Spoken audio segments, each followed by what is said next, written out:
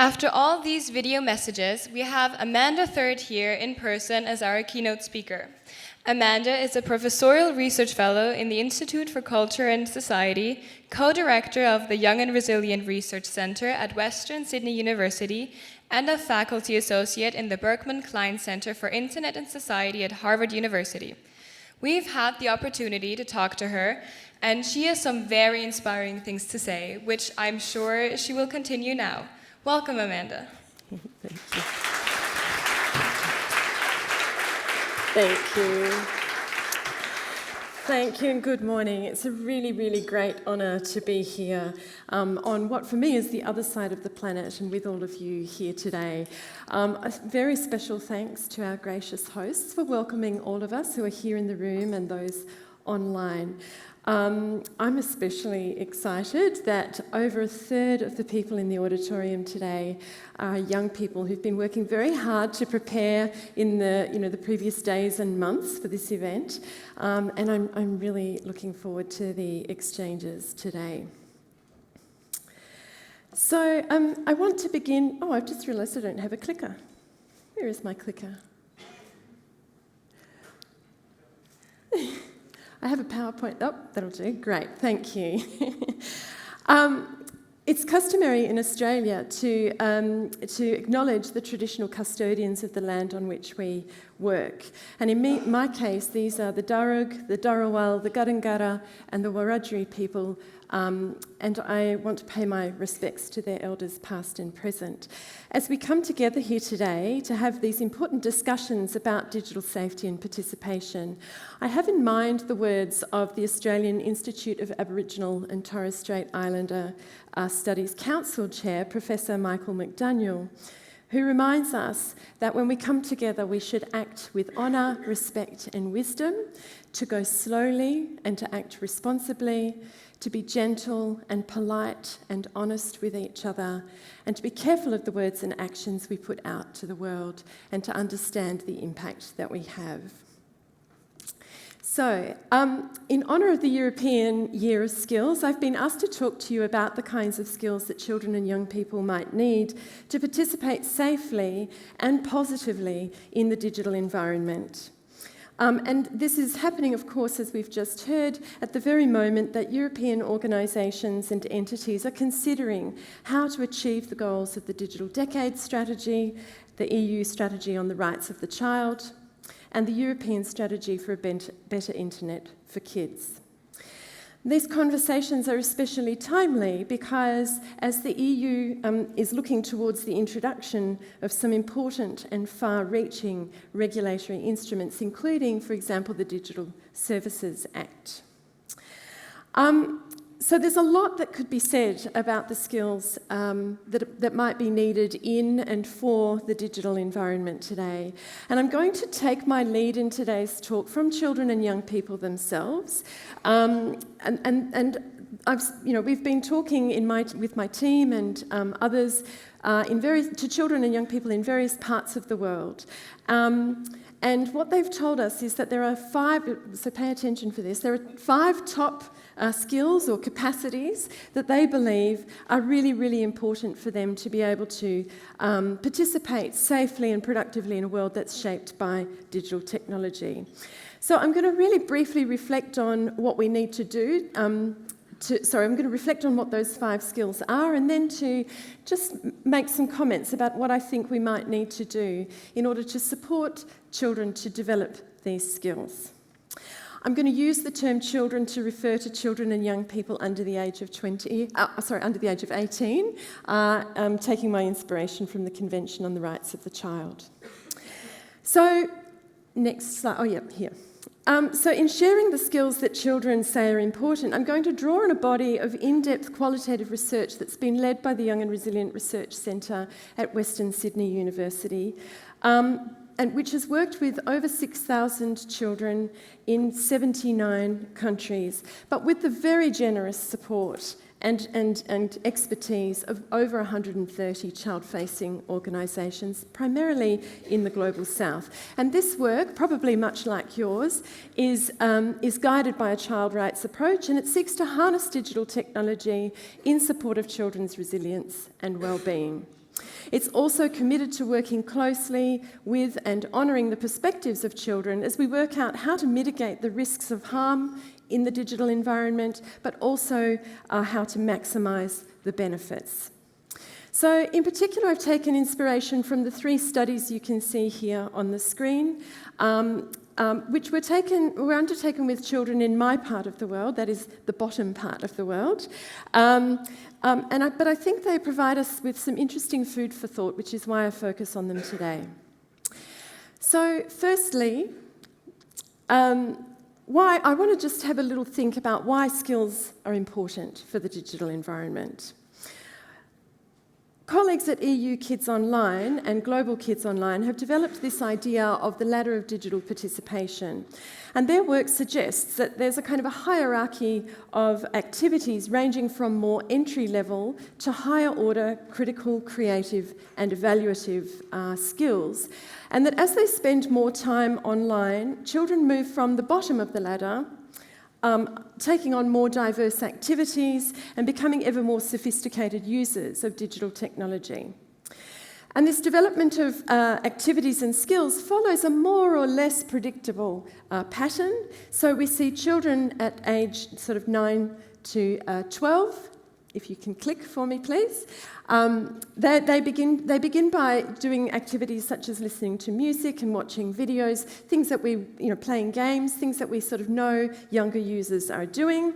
And then as they move up the ladder, if you can click all the way through, they begin to take on a greater variety of activities, and in doing so, they refine their skills. So the idea is that as they sort of move up the ladder, they're becoming more skilled users.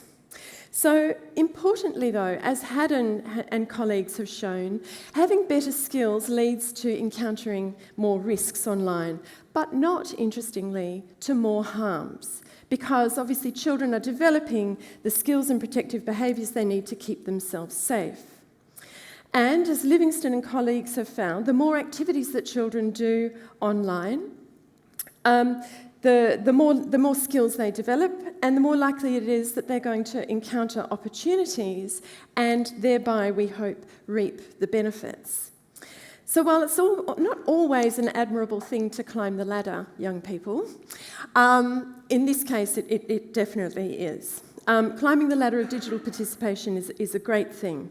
But the challenge for us is that very few children and young people reach the top of the ladder. Very few children undertake the kinds of activities online that really develop and deepen their skills, particularly their creative and critical capacities. Things like making their own content, building apps or games, and these kinds of things. So there's a lot of scope, you might say, to encourage children and young people to take on a wider variety of activities and to really nurture and grow their skills.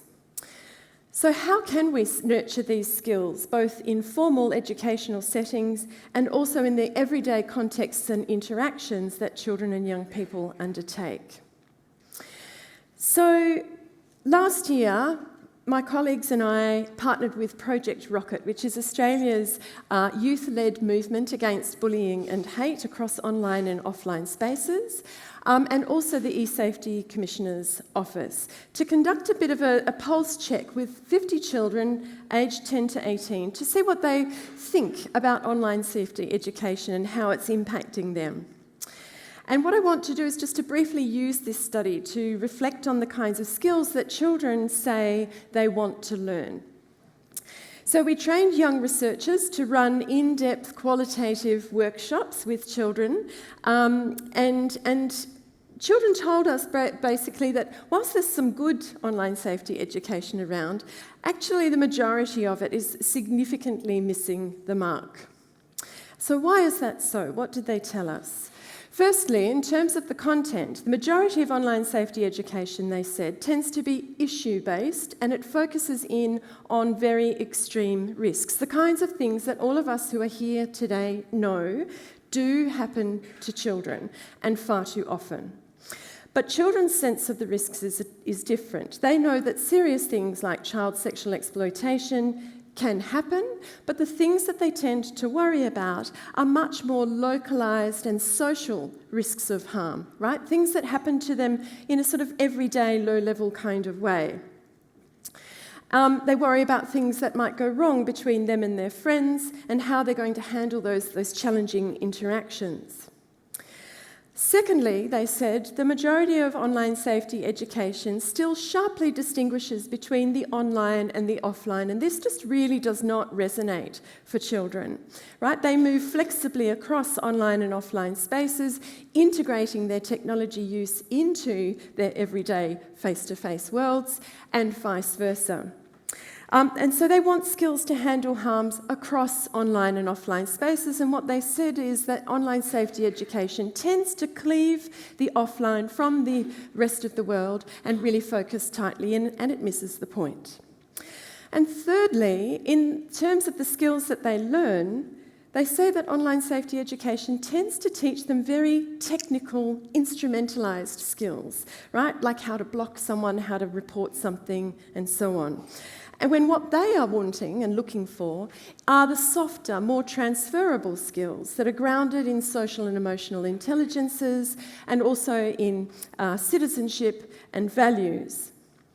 So rather than learning about, for example, how to respond to cyberbullying, what they want to learn about is how to connect and interact safely and respectfully, both with known and unknown others. And traditional online safety education gives them the feeling, unfortunately, that adults really don't get it, right? When they say to them, for example, don't connect with strangers online, they know that they go online, and actually a lot of the time there are strangers online that they interact with. And when we tell them not to interact with strangers, they have this feeling that really adults don't get it, and this means that they're less likely to reach out for help from significant adults when they do run into trouble. So I guess you could say that online safety is really contributing to a kind of intergenerational misunderstanding. So children's sense then, in this study, was very much so that we need to flip the model. And we need to do that by decentering extreme risks, and so that's these small blue circles, and really addressing the lower level everyday risks that children and young people encounter. And by addressing those risks, we can really begin to connect up why we need to also worry about the more serious risks with children's lived experience. They also said that we need to flip the skills. So instead of teaching primarily technical skills as we do in the conventional model, to teach them these digital capacities, which I'm about to summarise for you in a moment. And the technical skills are kind of things that you practice once you've got these higher order skills. Right, so the idea then is that we're teaching digital capacities rather than skills, and that these capacities are things that span online and offline spaces. All right, so what skills did young people say are important for the digital environment? What do they want us to teach them? So I'm going to flip through these quite quickly. Thank you.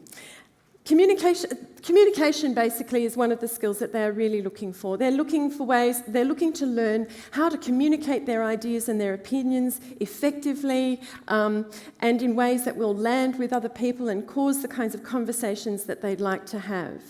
But importantly for young people, it's not just about projecting out into the world, but also learning to listen well, to listen carefully, attentively, and to respond in humane ways to the people they listen to. They'd also like to develop robust relationships. So children really value respectful relationships that are built on mutual respect, trust, honesty, and acceptance. And they really understand that these kinds of relationships are critical to their capacity to flourish. So they want to develop the capacity to nurture relationships with online dimensions that are respectful, supportive, and helpful, even if at times they become very challenging. And importantly, they want to be able to learn how to give and to receive support and help. They have a very strong ethic of looking after one another when we let them grow that. Children also say that boundaries are really essential to establishing their identities and respectful relationships. So they really want to learn how to establish these and how to maintain them and respect them. And this entails also being able to communicate one's needs very clearly and respect the needs of others. Resilience is another, we're going to thinking critically. So they want to learn how to assess, make sense of and evaluate the content that they come across online. And this might be content that other young people are making, but equally it might be news or other kinds of texts. They're really craving these opportunities to develop their critical thinking skills. And last of all, they want to learn to be resilient. And here, I think there's a sense that they live in a challenging world, and that they want to be able to face that world with bravery and with confidence. They want to learn that when they fail, they can get back up and keep going. And I think importantly, they want to learn how to use adversity to grow. So you can see these are 5 capacities that children are, that really not only support children's development and engagement in online spaces, but also are useful across into the so-called face-to-face world. They're also skills and capacities that build on children's strengths and enable them not only to mitigate risks, but also to maximise the opportunities and benefits that are available to them through the digital environment. Okay, so here we are. You can see here digital capacities. These are the 5 in summary, and I think, as I said, really thinking here about how these capacities build children's protection, participation, and empowerment. All right, so what do children need from adults? Or what do adults need to do? So these calls to action, or these calls for specific capacities, need to be grounded, I guess, they need to be supported by adults. And children are calling on adults, whether they be parents and educators or the decision makers who are making the regulation, building the legislative structures that support their digital practices. So they say that there are a handful of things that they really want adults to do. First of all, time. So they say that what they want is the time to participate online. For children, developing skills does take time. And indeed, in a recent study that we did where we asked children about their creative practices online, we asked them, well, what's the biggest barrier to you developing your creative skills? And they said that it was their parents telling them to disconnect. So children say that when they're online, the timer is on. Someone is always just about to tell them to get off that device. The mainstream media is warning parents daily about excess screen time and the threats of addiction and so on. We've got this real energy around time. But developing skills does take time, and children need time online in order to be able to really develop their skills. Children also say that they need encouragement. They say that adults are far too often dismissive of the kinds of things that they do online. They don't understand the significance of socialising or learning or creating or indeed just having fun. And they really want adults to try and get with the program, understand where they're coming from, and to encourage them to embrace digital technology. And trust. All around the world, when we speak to children and young people, they tell us that the number one thing they want from adults is to be trusted. Now, they know that they're going to make mistakes, but they want to be given the opportunity to explore and to know that the adults around them are supporting them. And they also want to be able to trust adults. trust governments, platforms, organisations and institutions to do the right thing by them. And indeed, they are calling on those people to do more to keep them safe. They also want hope, empathy and action. So, in terms of empathy, listening to children and young people, this entails listening to children and young people, reflecting on their experiences and trying to understand where they come from. This means, from an adult perspective, not that we don't jump to conclusions about who children are, what they do online, how they're affected, or indeed what their aspirations might be. It's about talking routinely and with open hearts and open minds with children. In terms of action, children don't just want adults to listen, they want them to do things. They want them to listen and respond, to support them, to take hold of the opportunities that are in front of them. So how do we need to move forward then? I really want to emphasise that we need to stay focused on keeping children safe online. This is really critical and we cannot stop the work that we are doing to keep children safe. And it remains as true as ever that we need all of the key components of the ecosystem to work hard and together to keep every child safe in the digital environment. And our work is very far from done. But I think the time is right for us to move beyond the fear that has tended to characterise our approaches to thinking about the impacts of digital technology on children.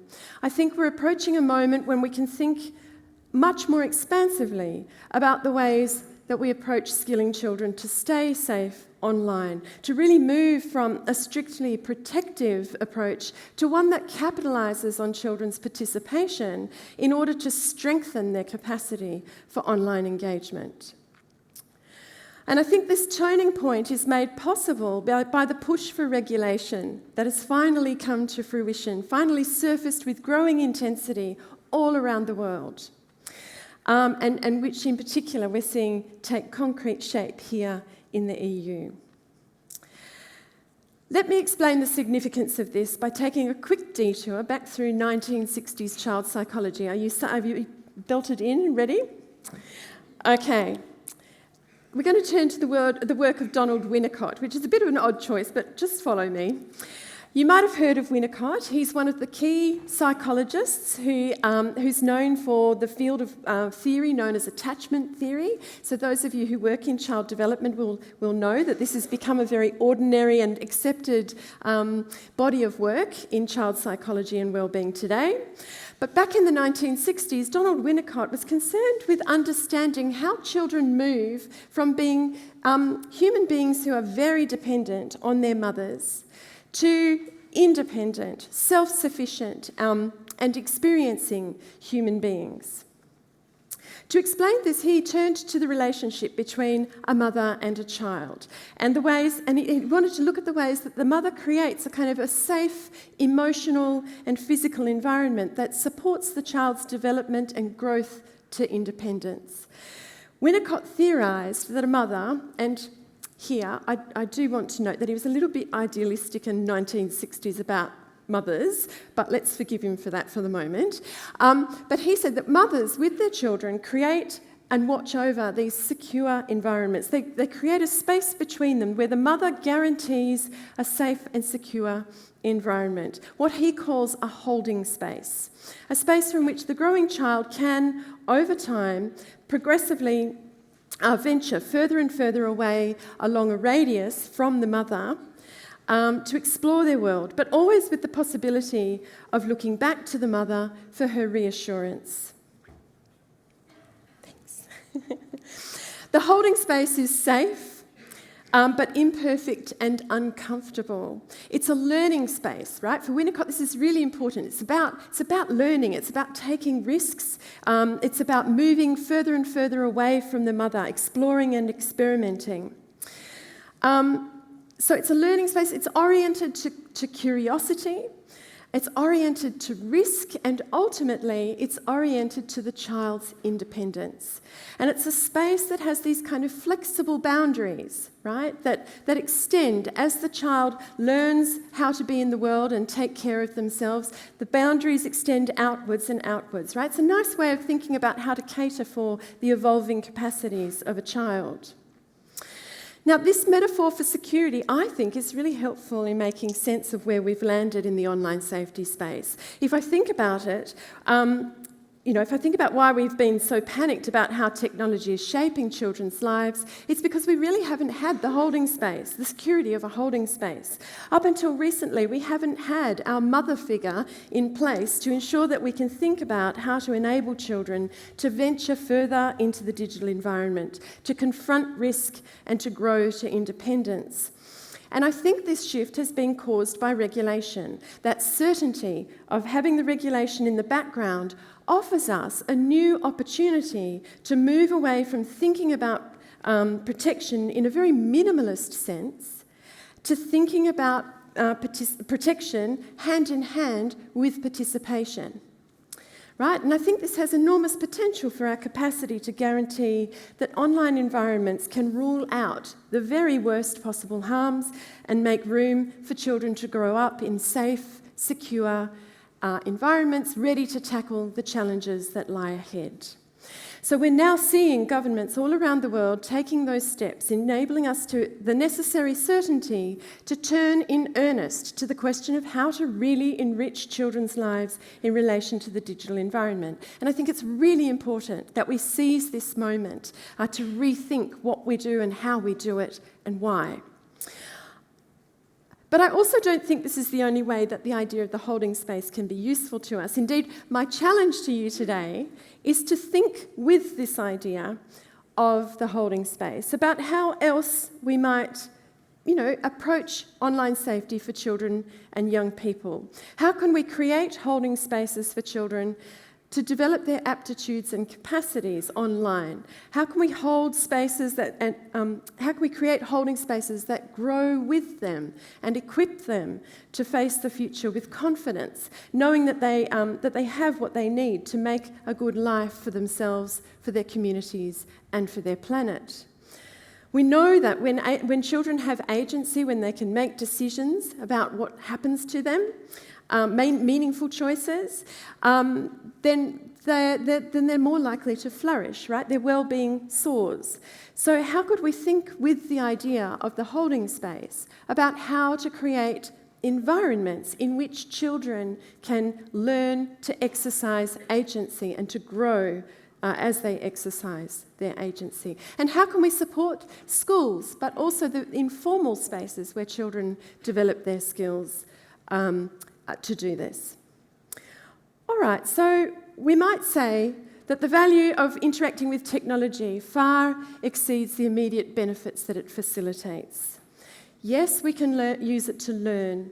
We can use it to explore, to interact. You can use it to do things quickly, to make things. But digital technology also provides us with opportunities to dream and to imagine ourselves in different ways. And one very quick last example that requires you to imagine again with me. So back in the 19th century, the activity of sitting down to read the morning newspaper, the national morning newspaper, was not only about updating humans about things that were happening in the world, but also about encouraging them to imagine themselves as citizens of the nation, right? The newspaper was one way that people learned to imagine themselves as citizens of a nation, right? They projected themselves into this idea of the nation. Now, and this is really significant because, of course, the idea of the nation went on to transform Europe really significantly, right? Not always for good, let's say, but it did have a profound effect. If we read our digital present through this idea, an extraordinary possibility becomes obvious to us. What is the equivalent of reading the national newspaper today for children growing up in the digital environment? It is using digital technology.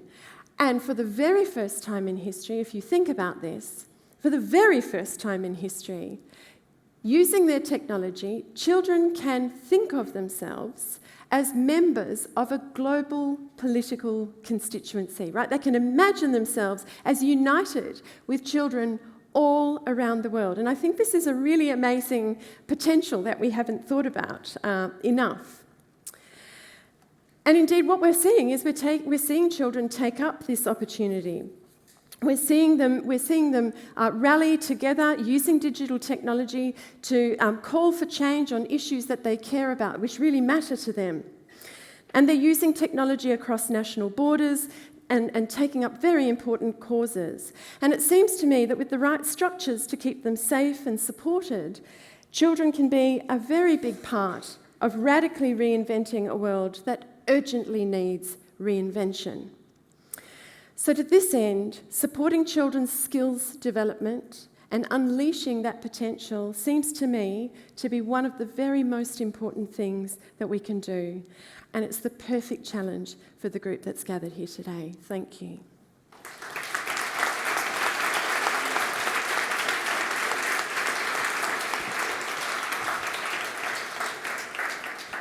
We don't go down just yet, Amanda, because, well, thank you. I think we can all agree that these were amazing and inspiring words. But now we will let people both here and those who are online to ask questions, as I'm sure they will have many.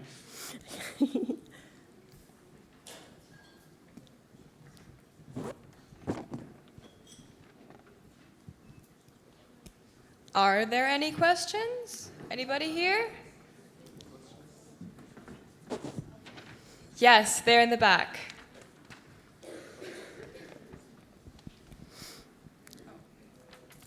Oh yes, should I start? Okay, thanks a lot for your inspiring words. There's a lot to think about now for us, I think, but one particular question is you said the skills development starts around the age of 9 to 12, and we observe that the experiences already start now in early childhood. So what about the skills development in early childhood? Do you have any comments on this? Thank you. Yes, no, it's a really super important point, and I didn't mean to suggest that that children only start learning at age 9. That was just simply the piece of research that I was referring to. But of course, children are developing skills from a very, very young age, and I think it's really critical that we are thinking about their skill development in a very close way. Because, of course, young children, when they're left alone with technology, can be exposed to sorts of forms of risk that are really terribly inappropriate. But I think we also don't know quite enough about child development at the younger years of the spectrum, and there really needs to be a big push internationally to study the ways that children are taking up technology in different cultures around the world. I'm aware, for example, that in Norway, a child gets a mobile phone at the average age of 6, whereas in Australia it's 12. And so these are very different environments, and we really need to get on top of the younger years to understand them in greater depth. Yeah. Thank you.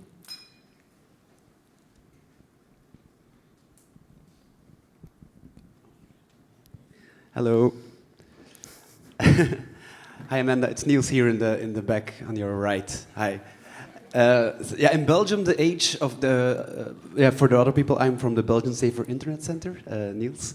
And in Belgium, the average age of a first smartphone is 8 and a little bit. And this changed a lot because in 2018 it was still 12.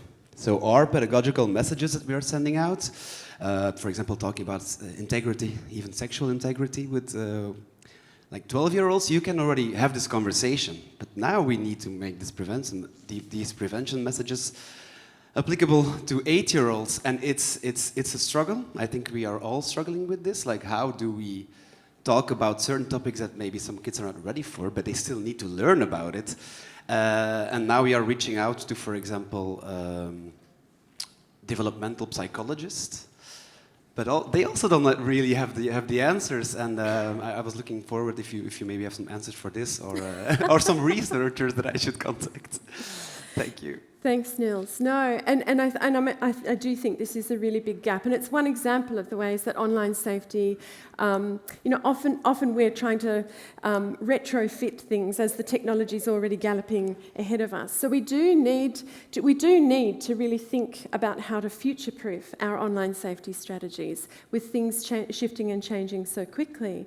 And I think what I heard young people in the study I referred to during my talk really saying very clearly is that we really need to the kind of more human, softer, transferable skills to really come to the fore in our education. And this can start very, very young, right? What does it mean to be a good person when you're online? What are the values that we have as a family that we want to see you reinforce when you're online? Et cetera, et cetera. I mean, acknowledging also that not every child has a very loving and supportive family, and that's another set of questions that we need to address, obviously, and a lot of people in the room are doing some very good work around that. But I do think it's not about the technical skills, it's not about the instrumental skills, it's really about teaching children, what families do teach children, which is how to be a good human being, right? Yeah.